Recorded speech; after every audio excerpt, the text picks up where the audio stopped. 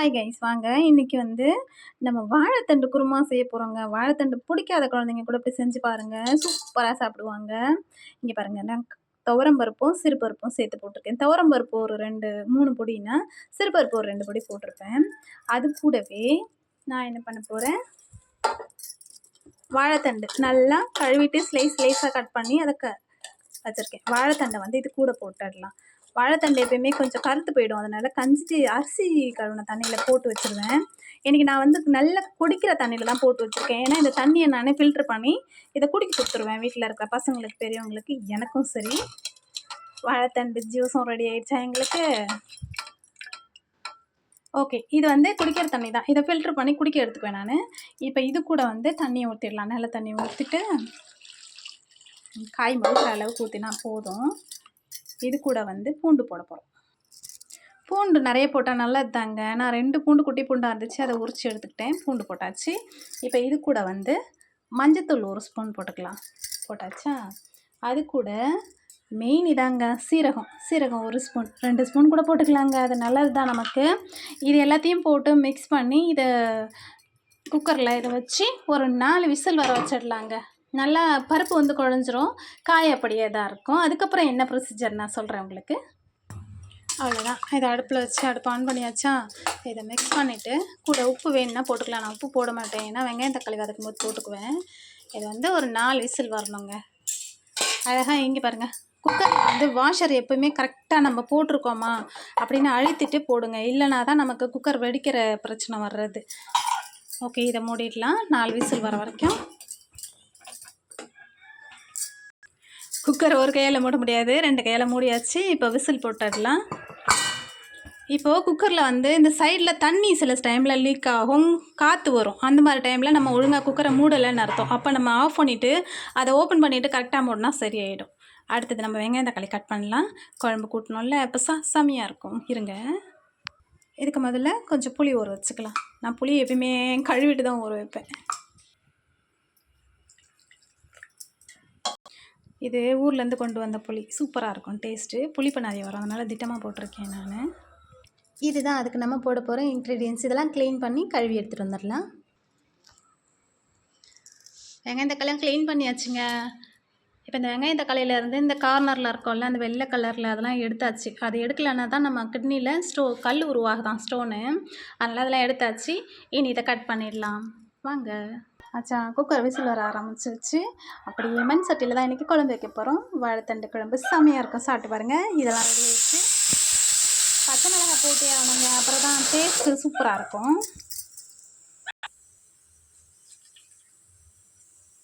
கடுகு பொரிஞ்சிருச்சு. இப்போ வெங்காயம் போட்டாச்சு. வெங்காயம் நல்லா வதங்கணும். நான் வெங்காயம் வதக்கும்போது உப்பு போட்டுருவேன். கல்லுப்பு தாங்க போடுவேன். கல்லுப்பு தான் அவ்வளோ நல்லதான் நமக்கு. சால்ட்டு தேவைக்கு யூஸ் பண்ணிக்கலாம், ஆனால் கல்லுப்பே நம்ம யூஸ் பண்ணக்கூடாது, இல்லை யூஸ் பண்ணாமல் விடக்கூடாது இல்லை. அதனால் நான் மெயினாக கல்லுப்பு தான் யூஸ் பண்ணுறேன். தேவைப்பட்டால் சால்ட் போட்டுப்பேன். இது கொஞ்சம் நல்லா வதங்கணும். அது வதங்கின பிறகு நம்ம தக்காளி போட்டுக்கலாம். அதுக்குள்ளே புளியை கரைச்சி ஒரு பாத்திரத்தில் வடிகட்டி வச்சுக்கலாம். வெங்காயம் வதக்கிட்டே இருக்குது. வாழைத்தண்டு வந்து அவ்வளோ நல்லதுங்க. வாழைத்தண்டு அடிக்கடி செய்யுங்க. நான் சின்ன வயசில் எங்கள் பசங்க குழந்தையில் இருக்கும்போதுலேருந்தே வாழைத்தண்டு செய்வேன். அதுவும் இந்த மாதிரி செஞ்சு கொடுத்தா என் பசங்களுக்கு ரொம்ப பிடிக்கும். இந்த வாழைத்தண்டு கூட நேற்று இன்டர்ன்ஷிப்காக கிண்டி போனான் என் பையன். அவன் தான் வாங்கிட்டு வந்திருந்தான். அவனுக்கு அவ்வளோ பிடிக்கும் அந்த வாழைத்தண்டு. அதனால தான் எனக்கு செஞ்சுக்கிட்டு இருக்கோம். சூப்பராக இருக்கும், நீங்கள் ட்ரை பண்ணி பாருங்கள். மண் சட்டியில் இன்னொரு ஸ்பெஷாலிட்டி என்னென்னா, சூடு ஆயிடுச்சுன்னு வச்சுக்கோங்களேன், சீக்கிரமாக இது வந்து நமக்கு சமையல் முடிச்சு கொடுத்துரும். நம்ம அடுப்பை ஆஃப் பண்ணாலும் இது கொதிக்கும். அதுதான் இதோட ஸ்பெஷல். அதே மாதிரி சுகர் பிபி இருக்கிறவங்க சீக்கிரமாக இந்த அலுமினிய பாத்திரத்தெல்லாம் மாற்றிடுங்க தயவுசெய்து. ஸ்டீல் பாத்திரம்னா கூட ஓகே, அலுமினிய பாத்திரம் யூஸ் பண்ணாதீங்க. மண் சட்டி பெட்டருங்க. மண் சட்டியில் குழம்பு வச்சு சாப்பிடுங்களேன். பிபி சுகர் சூப்பராக கண்ட்ரோல் ஆகுங்க, உடம்புக்கும் நல்லதுங்க. நீங்கள் ட்ரை பண்ணி பாருங்கள், நான் உண்மையை தான் சொல்கிறேன். இப்போ வெங்காயம் வதங்கிடுச்சு. இந்த பச்சை மிளகாயும் தக்காளி கொட்டி வதக்கிடலாம்.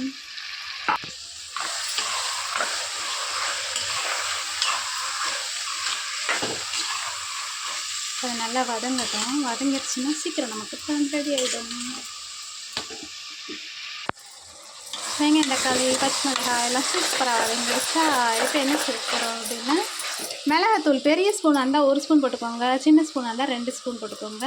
ஏன்னா மிளகாத்தூள் கம்மியாக தான் போடணும், நம்ம பச்சை மிளகாய் போட்டிருக்கோம்ல. போட்டாச்சு. இப்போ இது கூட புளியை வந்து கரைச்சி வடிகட்டி வச்சுருக்கேன். நான் தண்ணி மிக்ஸ் பண்ண மாட்டேன். நான் இந்த புளி தண்ணி மட்டும் போட்டு கொதிக்க வைப்பேன்.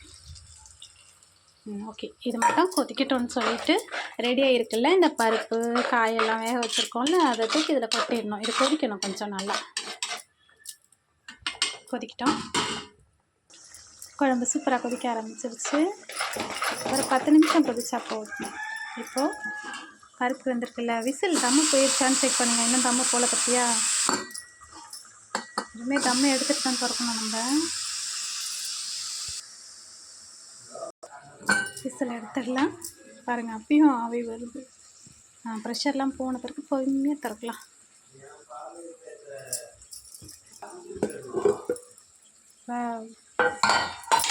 வந்துருச்சா? பாருங்கள், அழகாக பருப்பு குழஞ்சிருச்சு. காய் நல்லா இருக்கு. இதை வந்து நம்ம கடையவே வேணாம். பருப்பு சூப்பராக குழஞ்சிருக்குல்ல, அவ்வளோதான். இதை எடுத்து அப்படியே இதில் மிக்ஸ் பண்ண போகிறோம். பொறுமையாக கொட்டிக்கலாம், மேலே தெரிக்காமல். அவ்வளோதான். இந்த வாழைத்தண்டு குருமான்னு சொல்லலாம், கூட்டுன்னு சொல்லலாம், சாம்பார்னு சொல்லலாம். அவ்வளோ அருமையாக இருக்கும். நீங்கள் செஞ்சு சாப்பிட்டு பாருங்கள். டேஸ்ட்டு சூப்பராக இருக்கும். நீங்கள் ரெகுலராக இந்த மாதிரி செய்ய ஆரம்பிச்சிருவீங்க. அவ்வளோதான். இது ரொம்ப நேரம் கொதிக்கணும்னு அவசியம் கிடையாது. கொஞ்சம் நேரம் கொதிச்சா போதும். கொத்தமல்லி போட்டு இறக்கிடலாம். டேஸ்ட்டு செம்மையாக இருக்கும். அவ்வளோதான், குழம்பு ரெடி. கொத்தமல்லி பார்த்தா எல்லாம் வாடி போயிட்டுருக்கு. அதனால் கொத்தமல்லி தண்டு தான் இருந்துச்சு, அது போட்டு. ஆனால் ஃப்ளேவர் நல்லாயிருக்கும். கொத்தமல்லி போட்டால் செம்மையாக இருக்கும். குழம்பு ரெடி. அவ்வளோதான். சாப்பிட்டா கொடுத்து பாருங்கள். சாதத்துக்கு அருமையாக இருக்கும். இது டிஃபனுக்கும் நல்லாயிருக்கும், ஆனால் சாதத்துக்கு தான் சூப்பராக இருக்கும். நம்ம புளி ஊற்றிருக்கோம்ல, அதனால் ட்ரை பண்ணி பாருங்கள். சாப்பிட அந்த வாழைத்தண்டு வேணான்ற குழந்தைங்க கூட அருமையாக சாப்பிட்ருவாங்க. ட்ரை பண்ணி பார்த்துட்டு எப்படி இருக்குன்னு சொல்லுங்கள். Have a nice day. நன்றி.